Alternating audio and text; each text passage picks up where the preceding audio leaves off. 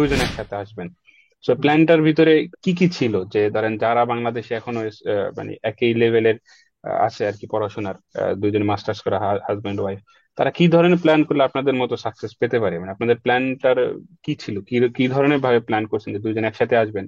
সেই প্ল্যানের সাকসেসটা কিভাবে হয়েছে, এটা শর্ট ভাবে যদি জানি এটা বলতেন। যদি বিবাহিত থাকে দুজন একসাথে ট্রাই করাটা আমার মনে হয় বেটার, এবং অন্যান্য দেশের তুলনায় পর্তুগালে ট্রাই করাটা বেটার। কারণ হচ্ছে যে পুরাই আল্লাহ আল্লাহ করতেছি যে আল্লাহ নেটটা যাতে থাকে, ইন্টারভিউতে যাতে দিতে পারি। হচ্ছে প্রফেসর ম্যানেজ করে ফেলছে এখন। আমি তো টেনশনে যে আমার তো প্রফেসর ম্যানেজ হয় নাই।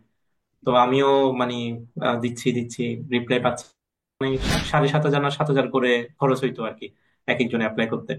তো দুজন মিলে হচ্ছে আমরা 15,000 লিসবনে ইনভেস্ট করছি, ইউনিভার্সিটি অফ লিসবনে। আর আমি হচ্ছে যে 7,000 মনে হয় ইউনিভার্সিটি পোর্টোতে ইনভেস্ট করছি। একটা মানে কনজুলেট ছিল, ম্যাপে দেখাচ্ছে। আমি কল দিলাম, বলে যে না, এখন সব দিল্লি থেকে করতে হবে। আর এই কনজুলেট বন্ধ হয়ে গেছে। যেহেতু অ্যাজ এ আমি ছেলে হিসেবে আমাকে কিন্তু অনেক কিছু জিজ্ঞেস করছে, জব নিয়েও জিজ্ঞেস করছে যে তুমি জব করো কিনা। পর্তুগালে হচ্ছে যে ইনকাম কম।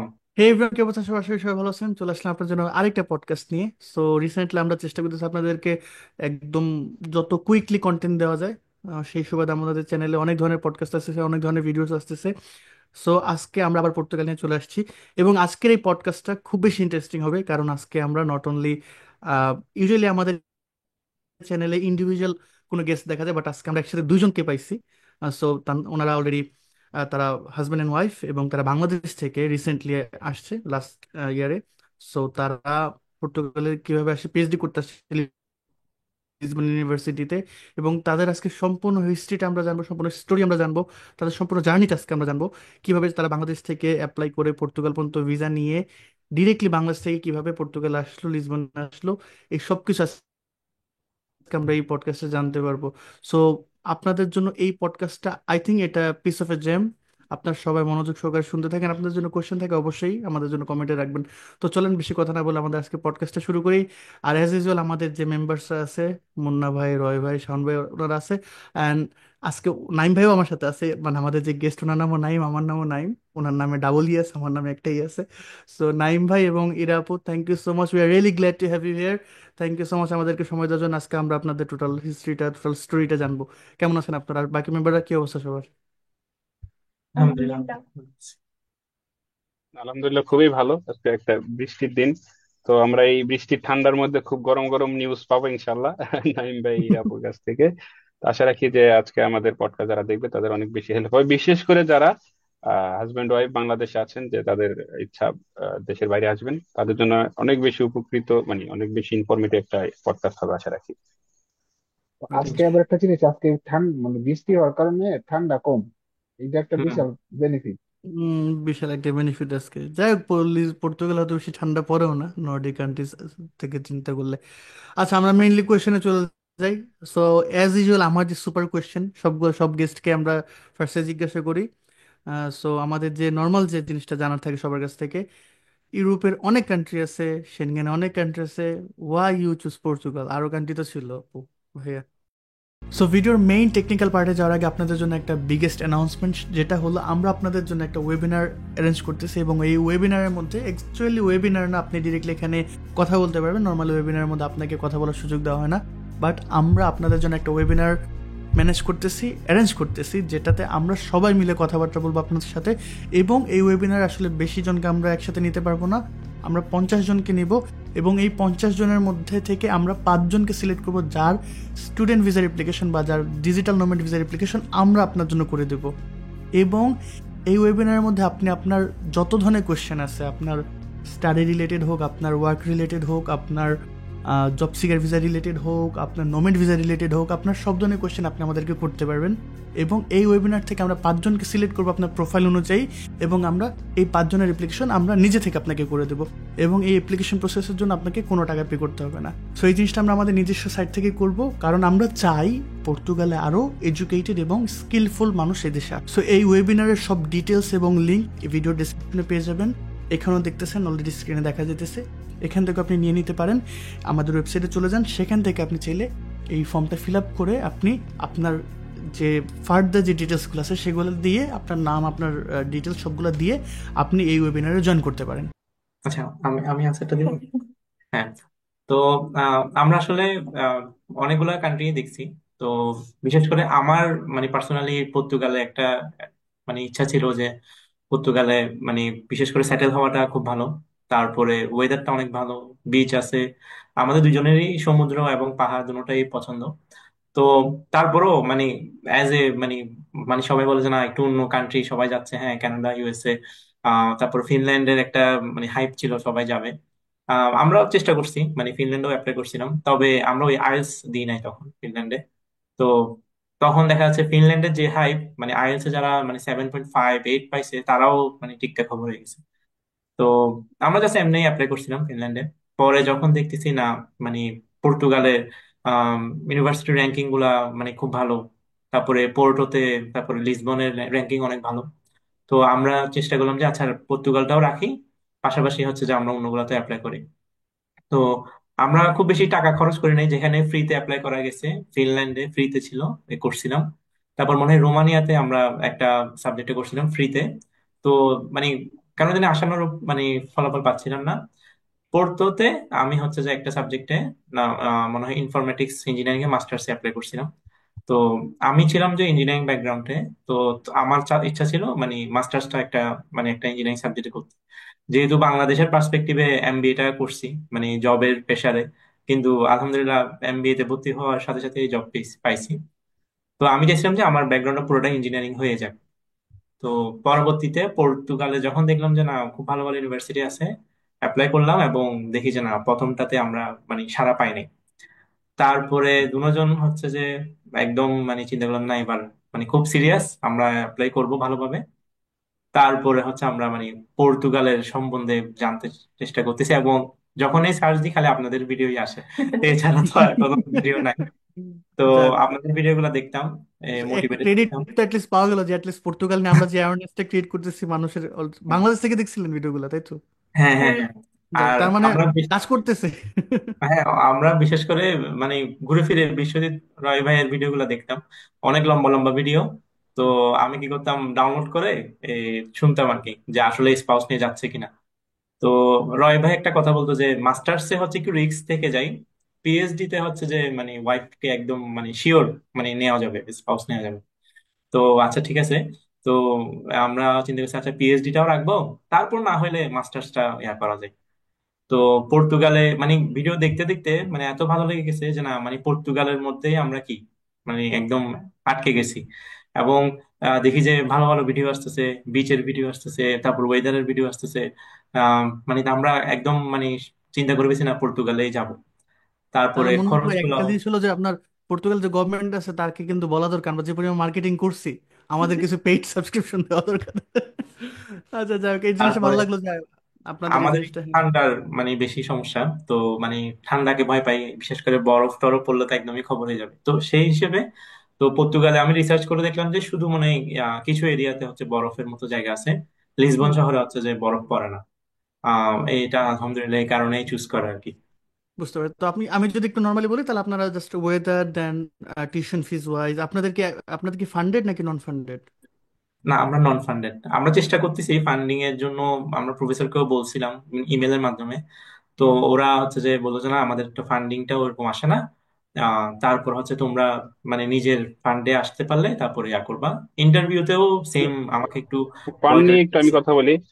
আপনি যেহেতু ভর্তি হয়ে গেছেন, তো মার্চের দিকে ওরা হচ্ছে ন্যাশনাল যে ফান্ডটা হয়, এফসিডি ফান্ড, এটা ওপেন হবে। কিন্তু আমি জানি না, আপনারা আসার আগে যদি একটু আরেকটু কমিউনিকেট করতেন তাহলে হয়তো আর কিছু ডকুমেন্ট নিয়ে আসতে বলতাম আপনাদেরকে, তাহলে আপনাদের সুবিধা হইতো, বাট হ্যাঁ এখনো ফান্ডের সেগুলো করা পসিবল আছে। আপনার ভিডিও ওনারা গুলাও ডকুমেন্ট সব নিয়ে আসছে। দেখছি মোটামুটি। তো হ্যাঁ একটা আপনার ফান্ড ভিডিও গুলো দেখছি। পসিবল। তো আপনারা ইনশাল্লাহ হয়তো বা একটু একটু অ্যাওয়ারনেস আর দেওয়ার হলে আপনারা মার্চের দিকে যদি এফসিডিতে অ্যাপ্লাই করতে পারেন, আমি বিলিভ করি পেয়ে যাবেন ইনশাল্লাহ। যাই বুঝতে হোক, আহ, আমরা আর এটা নিয়ে আলোচনা করব, বাট আমার আচ্ছা, একটা এটা নিয়ে প্রশ্ন, আলোচনা আমি করবো। অলওয়েজ হচ্ছে কি একটা প্রশ্ন করি যে প্ল্যানিং, আমার কাছে প্ল্যানিংটা অনেক ইম্পর্টেন্ট, অনেক কাছে না।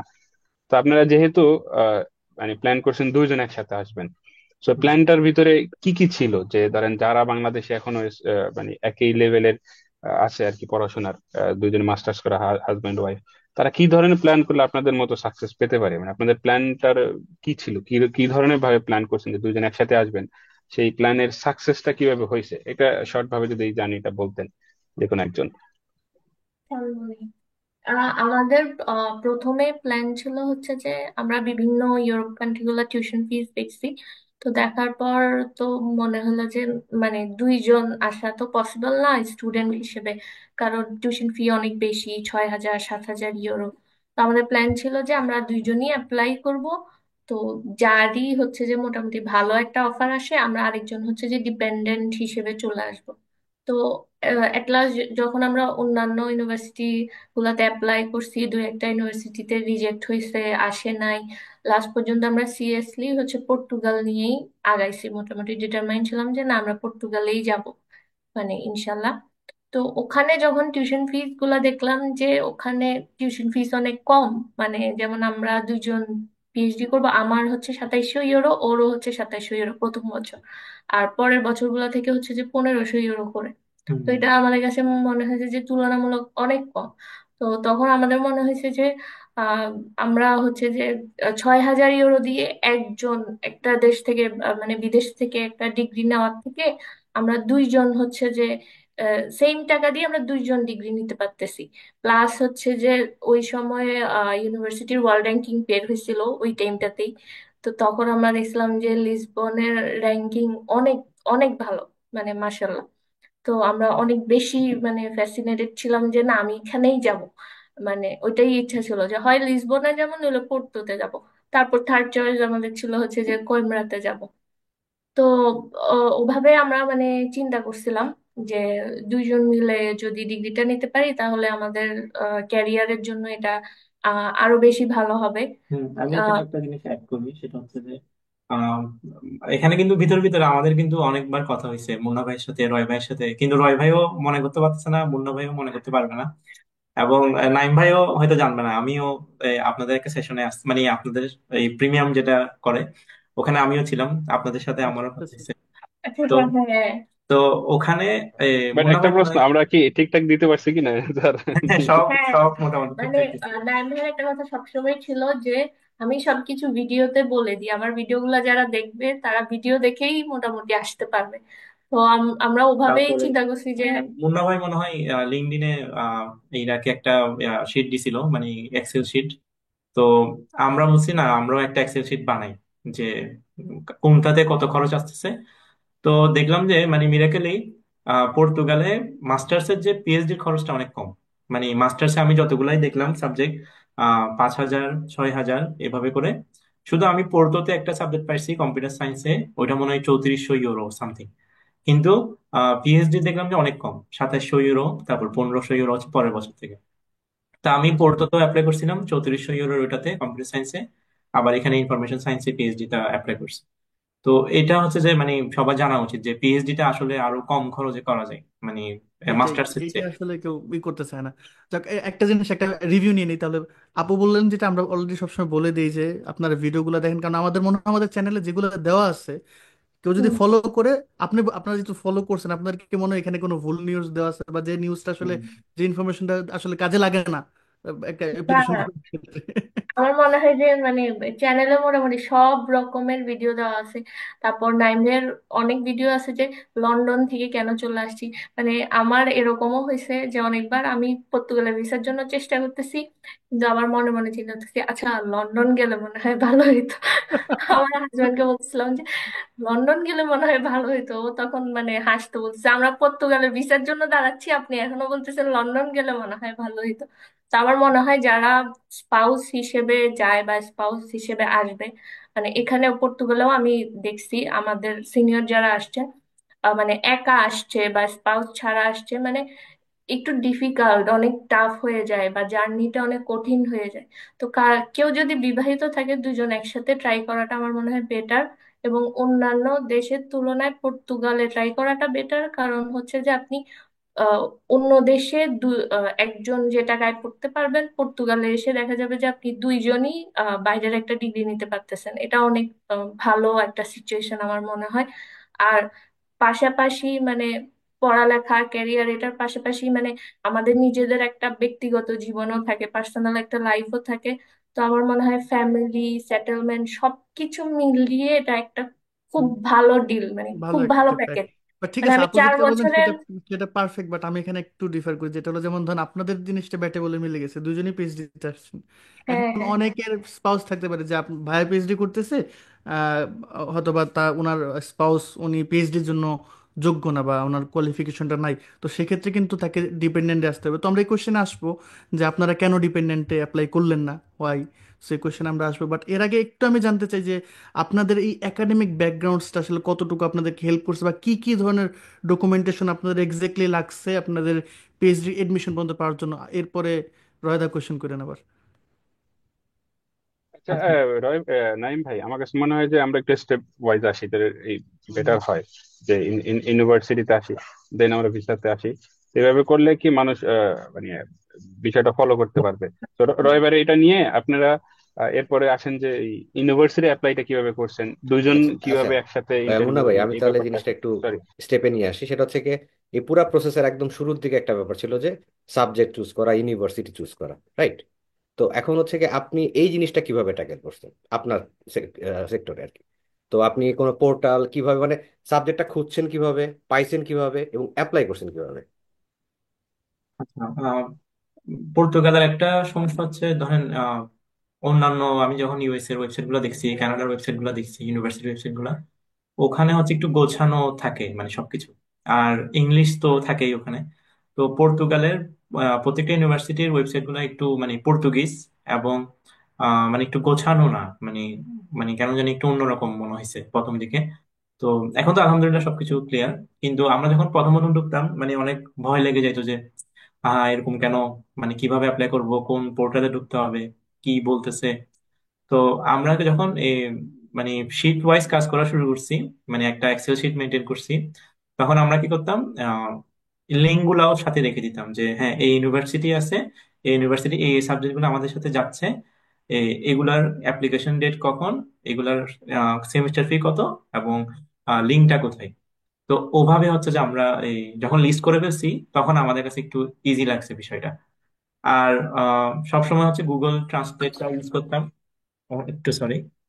তো গুগল ট্রান্সলেটরটা ইউজ করতাম। আর মানে মোটামুটি আস্তে আস্তে যখন সাবজেক্ট গুলা মানে শব্দগুলা মনে পড়তেছে যে হ্যাঁ, অ্যাপ্লাইয়ের জন্য ওরা কিভাবে ইউজ করতেছে, ডেডলাইন গুলা কিভাবে দিচ্ছে, মোটামুটি একটু এক সপ্তাহ লাগবে মানে জিনিসগুলা বুঝতে, যে ওয়েবসাইটটা আসলে কিভাবে কাজ করতেছে। তো এরপর আমার মনে হয় মানে সবার ক্লিয়ার হয় যদি সিরিয়ালি আগায়। যদি এমনি নর্মালি কেউ একটা আসি ভিজিট করে, তখন কিন্তু এত ইজিলি বুঝবে না, মানে আচ্ছা, যদি এখানে আমরা আরেকটা জিনিস, সেটা হচ্ছে কি, যেহেতু আপনি খুব রিসেন্টলি কাজটা করছেন, তো আপনার মোটামুটি একটা মাথায় থাকার কথা ডেডলাইন গুলা। তো হ্যাঁ। পিএইচডির ক্ষেত্রে আপনার একটা যে ডেডলাইন গুলা ছিল, তো সেটা যদি একটু রিভিউ করে বলতেন আর কি সবাইকে। আচ্ছা, পর্তুগালের ক্ষেত্রে আরেকটা জিনিস খুবই ভালো লাগছে, যেটা হচ্ছে যে মানে অন্যান্য ইউনিভার্সিটিতে বা অন্যান্য কান্ট্রিতে মানে ডেডলাইন গুলা কিন্তু একবারই দেয় ওরা, মানে এক একটা ডেডলাইন মানে এটাতে আমি মিস করলে শেষ। পর্তুগালে আমরা দেখলাম যে first phase, second phase, third phase, fourth ফেজও আছে, মানে অনেকগুলো ইউনিভার্সিটিতে। তো আমরা মনে হয় মেতে ভাইকে আমি একটা। একটু ইন্টারাপ্ট করি। এখানে ফেজের ব্যাপারটা হচ্ছে কি, অনেক সময় থার্ড ফোর্থ ফেজ আছে, কিন্তু আমরা অনেক সময় নোটিস করি না। লাস্টের ফেজ গুলা কিন্তু সবসময় আমাদের জন্য হয় না। হুম লাস্টের হুম। ফেজ কিছু মাঝে মাঝে থাকে ইউরোপিয়ানদের জন্য।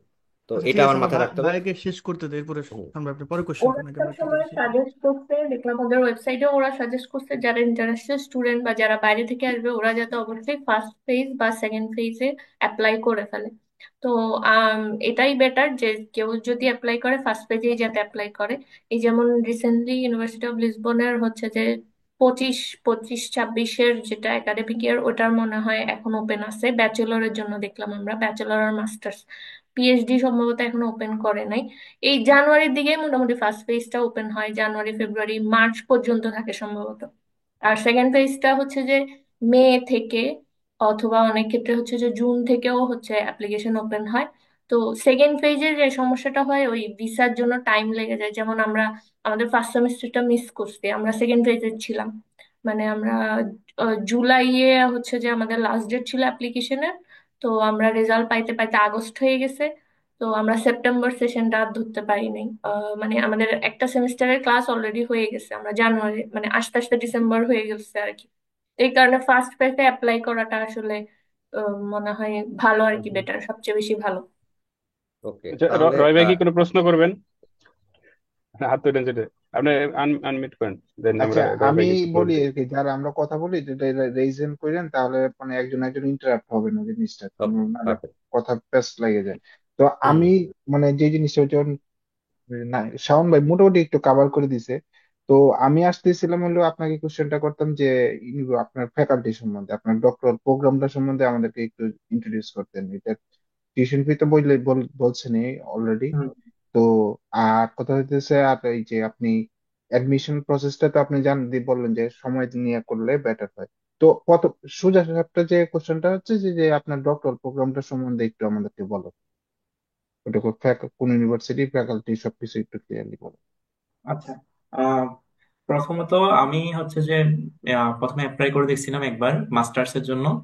তো যখন আমি রিজেক্ট হয়েছি, সম্ভবত পোর্টোতে বা লিসবনে, পরে আমি চিন্তা করলাম যে না, এবার একটু সিরিয়াস হওয়া উচিত।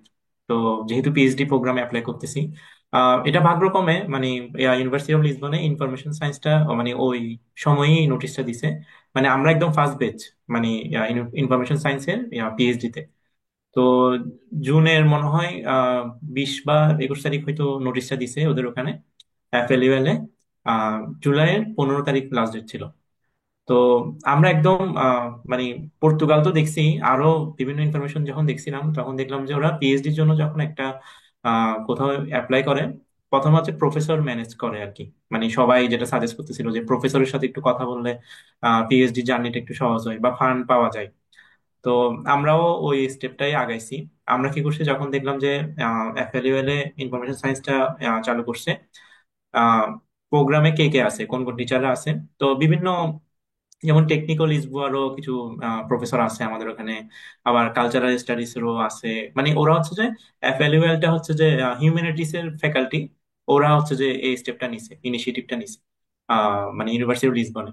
কিন্তু ডিফারেন্ট মানে অনেক প্রফেসর আছে এখানে, অনেক ফ্যাকাল্টির। তো আমরা কি এটা করছি, কি ইংলিশ টট, মানে ইংরেজিতে পড়ায় পুরোটা? হ্যাঁ, ওখানে এক জায়গায় লেখা ছিল যে পর্তুগিজ অ্যান্ড ইংলিশ, মানে ওখানে ওয়েবসাইটে হুম, লিখে দেয় ডান দিকে যে মানে এই সাবজেক্টটা কিভাবে পড়াবে ওরা। তো পর্তুগিজ অ্যান্ড ইংলিশটা দেখছি আমরা।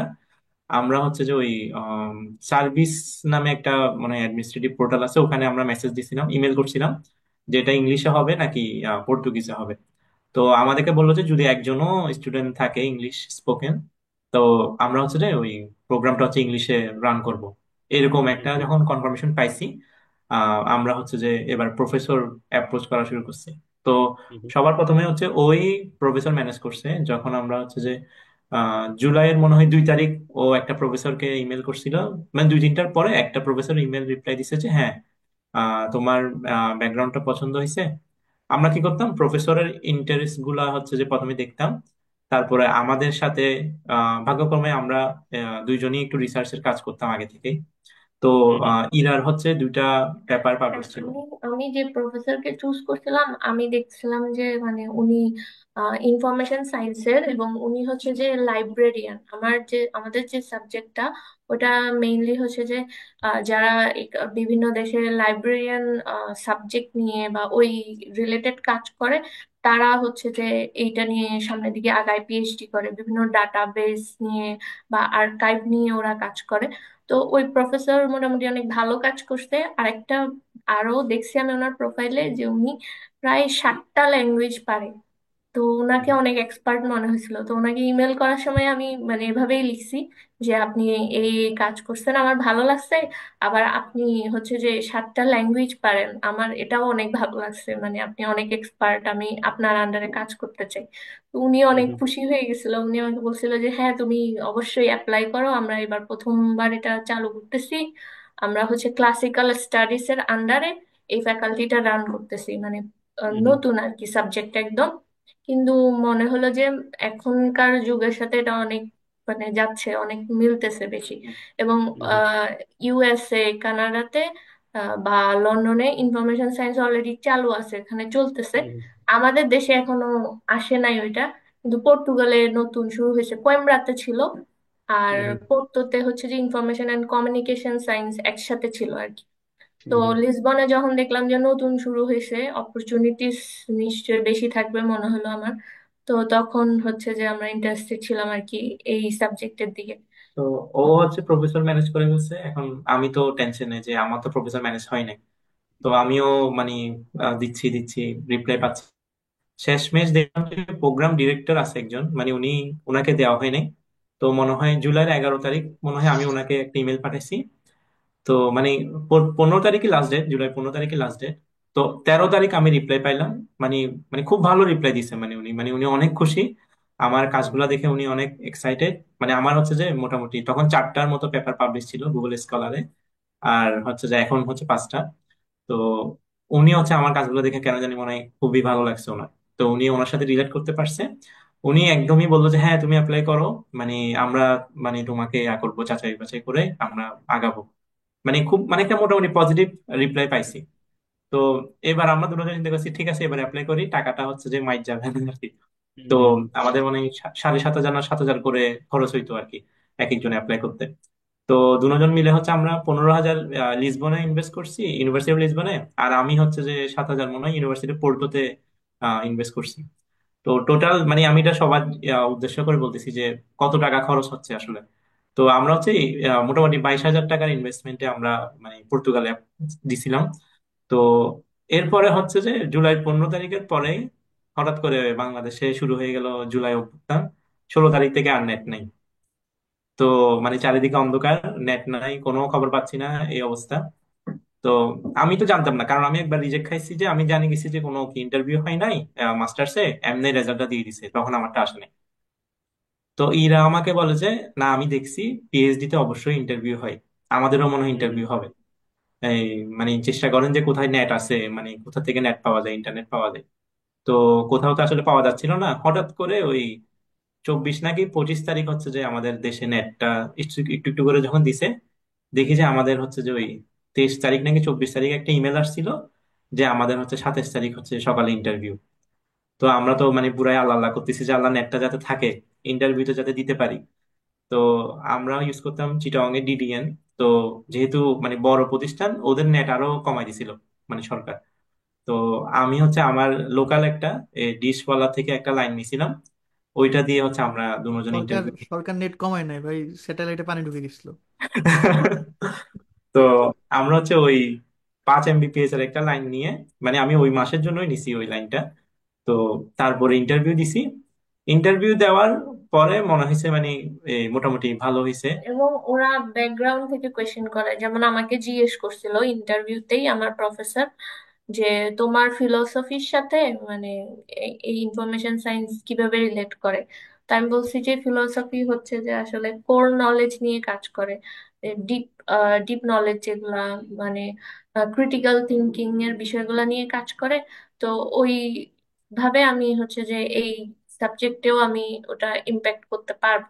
তারপর উনি আমাকে জিজ্ঞেস করছিল যে মানে এপিস্টেমোলজি নিয়ে কোনো কাজ হয়েছে কিনা আমার সাবজেক্টে। আমি বলছি যে হ্যাঁ, এবং কি কি ফর্মুলা আমি আমার সাবজেক্ট থেকে পড়ছি ওইগুলাও ওনাকে বললাম মোটামুটি। তারপর উনি কনভিন্স ছিল। মানে উনি ইমেলে আমাকে বলছে যে উনি খুশি তুমি অ্যাপ্লাই করো, কিন্তু ইন্টারভিউ নেওয়ার সময় দেখলাম যে উনি অনেক গম্ভীর গম্ভীর ভাবে ইন্টারভিউটা নিছে, মানে সিরিয়াসলি নিছে। এবং তো ইন্টারভিউতে দেখলাম মানে আমি যে প্রফেসর চুজ করছি উনি ছিল, এবং ও যে প্রফেসর চুজ করছে ও মানে উনি ছিল। তো ওর আলাদা ইন্টারভিউ হয়েছে, আমারও আলাদা ইন্টারভিউ হয়েছে। ওরা কিন্তু জানে না যে আমরা মানে হাজবেন্ড ওয়াইফ। তো পরে আমার যখন ইন্টারভিউ হচ্ছে, তো আমাকে কিন্তু মানে যেহেতু অ্যাজ এ আমি ছেলে হিসেবে আমাকে কিন্তু অনেক কিছু জিজ্ঞেস করছে, জব নিয়েও জিজ্ঞেস করছে যে তুমি জব করো কিনা, পর্তুগালে হচ্ছে যে ইনকাম কম, কিভাবে তুমি সার্ভাইভ করবা, তারপরে তোমার ব্যাকআপ আছে কিনা, মানে অনেক কিছু জিজ্ঞেস করছে।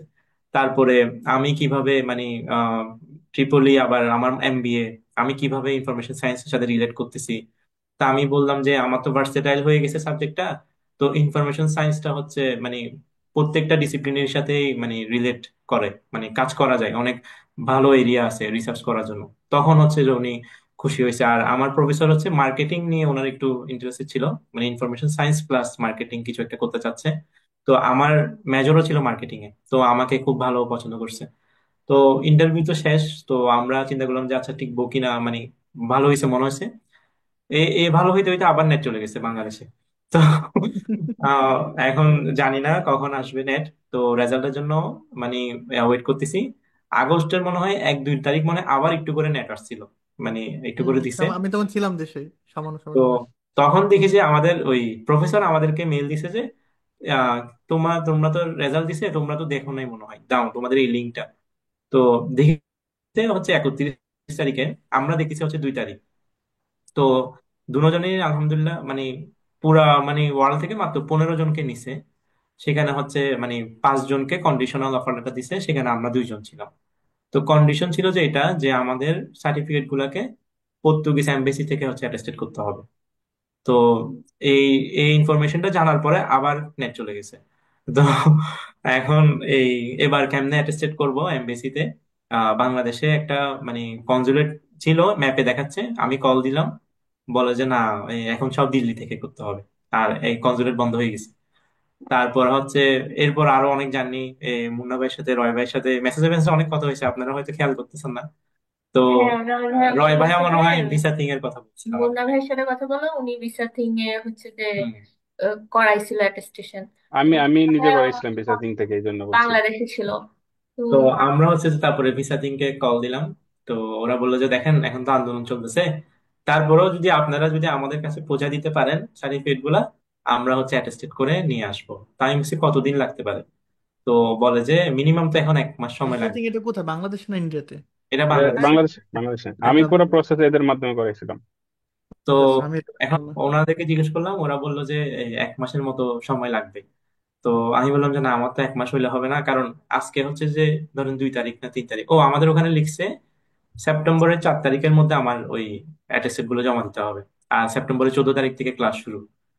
তো আমি বললাম যে না, আমি ভিসা থিং এ তো হবে না, আরো কি আছে দেখি। তারপরে আরো অনেক আর পর্তুগালে আমরা অনেকে আছে, এজেন্সি খুলছে, বিভিন্ন জিনিসের কথা বলছি, সবাই বলতেছে 2 থেকে 3 সপ্তাহ, 2 থেকে 3 সপ্তাহ, এর নিচে হবে না। তো আমি বলছি যে না, এই, আমরা নিজে যাই করব, মানে ইন্ডিয়া গিয়ে করব। এখন 5 তারিখ তো আমাদের শেখ হাসিনা উনি চলে গেল, এখন জি। ইন্ডিয়ার ভিসা বন্ধ করে দিল। তো এখন কখন খুলবে ইন্ডিয়ান ভিসা, এই এই অপেক্ষায় ছিলাম আর কি। তো খুলতে মানে শুনতেছি এখন খুলবে, আবার খুলে না, আবার খুলবে না, এই করতে করতে মনে হয় যখন দেখতেছি না এই মানে আগস্টের 20-21 তারিখ চলে যাচ্ছে, আমরা বললাম যে একটা ইমেল দিই মানে প্রফেসরকে, যে আমাদের তো দেশে এই অবস্থা। তো দেশের পরিস্থিতি লিখে একটা ইমেল করছি, বলে যে দেখো, তোমরা যত তাড়াতাড়ি পারো অ্যাটেস্টেড করে দাও, আমরা তোমাদের দেশ সম্পর্কে জানি, পরিস্থিতি সম্পর্কে, এই তোমরা যত অ্যাজ সুন অ্যাজ পসিবল দাও, আমরা বাকিটা আমরা দেখবো। তো পরে আমি একটা মাথায় চিন্তা করলাম যে আহ, পর্তুগিজ এমবেসি থেকে অ্যাটাচ করতে বলছে নিশ্চয়ই, মানে আমাদের সার্টিফিকেট গুলো একটা অথেন্টিসিটি দেখার জন্য। তো আমাদের দেশে তো আরো এমবেসি আছে, স্পেন এমবেসি আছে, না জানি ওগুলা থেকে করবো কিনা, ওইটা একটা ইমেল করছি। তো প্রফেসর বলে যে দেখো, আমার কোনো সমস্যা নাই, একাডেমিক সার্ভিস যা বলে, তো একাডেমিক সার্ভিসকে সিসি তে রাখো, ওদের সাথে কথা বললাম। ওরাও বলবে যে না, মানে কোনো সমস্যা নেই, আপনারা যখন পাঠাতে পারেন আমরা আসি, জাস্ট অ্যাটেস্টেড করে দিলেই আমাদের এনরোলমেন্টটা শুরু হবে। এখানে আরো একটা জিনিস মিস হচ্ছে, সেটা হচ্ছে যে অ্যাপয়েন্টমেন্ট, যেটা D4 ভিসার হ্যাঁ সেটাই। অ্যাপয়েন্টমেন্ট। হ্যাঁ, তো D4 ভিসার অ্যাপয়েন্টমেন্ট আমরা এই আগস্টে পাইছিলাম। তো আমি মনে করছিলাম যে D4 এর ভিসা অ্যাপয়েন্টমেন্ট মনে হয় মানে পাওয়া যায়, যেহেতু আমি তখন পোর্টালে ঢুকে দেখি যে অনেকগুলো ডেট আছে। আমরা অ্যাপয়েন্টমেন্ট দিছি, তারপর অফার লেটারটা দিছি, তারপরে আমাদের যে ইমেল গুলো আছে ওগুলা কিন্তু দিছি মানে ফটোকপি করে, এই কারণে ইন্ডিয়ান ভিসাটা আমার মনে হয় একটু তাড়াতাড়ি হয়েছে। তা আমি বলি, একটু ইন্ডিয়ান নাম্বার থাকলে মানে সহজ হয় আর কি। তো আমরা যে কোম্পানিতে চাকরি করতাম, ওখানে সিইও ইন্ডিয়ান ছিল, তো ওই হিসেবে আমাদের কিছু কলিগ ছিল আহ ইন্ডিয়ান। কিন্তু আমরা একদম দালাল ছাড়া আলহামদুলিল্লাহ ডাবল এন্ট্রি ভিসার জন্য করছি। এবং ও আমার বাবার ব্যাংক স্টেটমেন্ট দেখাইছে, মানে as a father in law, আমিও আমার বাবার ব্যাংক স্টেটমেন্ট দেখাই ইন্ডিয়ান ভিসাটা মোটামুটি হয়ে গেছে। একটু একটু আসে। তো আমি মনে হয় 2 তারিখ মনে হয় অ্যাপ্লাই করছি। আহ, আমার মনে হয় 5 তারিখে, না 6 তারিখে আমার ভিসা হয়েছে ইন্ডিয়ার ডাবল এন্ট্রির জন্য। পরে দেখেছি ওর ফর্ম ফিল আপে একটু ভুল ছিল, আমি আবার অ্যাপ্লাই করছি সেম ভাবে। আহ এরপর ওরটা আসছে 9 তারিখে, মানে একদম কিন্তু কোনো দালাল দালাল নিয়ে নাই, মানে তখন একদম খুব স্মুথলি হচ্ছিল। ওখানে গিয়ে কথা বললাম যে আমার তো আসলে ডেট ওভার হয়ে গেছে D4 এর, আমার কি এটা দিয়ে ভিসা হবে কিনা? বলে যে না, এটা তো হবে না, আপনি আরেকটা অ্যাপয়েন্টমেন্ট নিন। তা আমি আবার ভিএফএস গ্লোবালে ঢুকে দেখি, দেখি যে D4 এর আর কোনো অ্যাপয়েন্টমেন্ট নাই। প্রথমে গেছি পর্তুগাল এম্বাসিতে, কনজুলেট হুম, অফিসে। ওরা বলে যে সরাসরি কোনো ফাইল নেয় না, অ্যাটাস্টেড করে দিবে না ওরা, আমাদেরকে ভিএফএস এর মাধ্যমে জমা দিতে হবে। তারপর ভিএফএস এ গিয়ে আমাদের ওই সার্টিফিকেট গুলা দিছি। এক একটা মনে হয় এরকম 4,000 বা 4,500 টাকা করে মতো করে পড়ছে। So thank you so much এত সময় আমাদের ভিডিওটা দেখার জন্য। আরেকটা জিনিস যেটা আপনাকে বলার ছিল, অবশ্যই ওয়েবিনার জয়েন করতে ভুলবেন না, আমাদের পার্টিসিপেন্ট হিসেবে আপনি জয়েন করেন। সো প্লিজ এখনই আপনার সিটটা বুক করে ফেলেন, আপনার সিট আপনি রিজার্ভ করেন, নইলে হয়তো বা এই সেশন আমরা আবার কবে নতুন করে আমরা জানি না, বাট আমরা সবাই যেহেতু ফিক্স করছি, সো এখানে আমরা সবাই মিলে কথাবার্তা বলবো। So please check the description below এবং অবশ্যই সেখানে গিয়ে আপনি আপনার সিটটা রিজার্ভ করে ফেলেন। দেখা হচ্ছে খুব শীঘ্রই আপনাদের সাথে ওয়েবিনারের সব ডিটেলস আমি তারিখ বলতে পারতেছি না, বাট আই বিলিভ 2 সপ্তাহের ভিতরেই হবে। সো যখন ফর্মে চলে যাবেন, ফর্মে আমি ডিটেলস দিয়ে দেবো কয় তারিখে কয়টার সময় এবং লিঙ্ক আপনাকে পাঠিয়ে দিব।